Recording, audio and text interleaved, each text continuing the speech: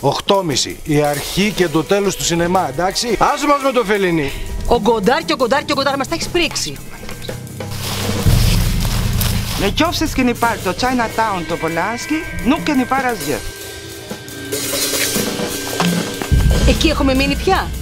Έχει προχωρήσει ο κινηματογράφος. Τι αυτή τώρα, αφού τα έχει πει όλα ο Ταρκόφσκι. Εγώ να σε παρατήσω. Εσύ! Θα μου πεις εμένα εσύ για τον Γκοντάρ και για τον Γκοντάρ και για τον Γκοντάρ. Ποιος είναι ο Γκοντάρ, εν διάφορη περιπτώσει? Άμα δεν σε ρέγει ο Κοντάρ να φύγεις! Να φύγεις εσύ.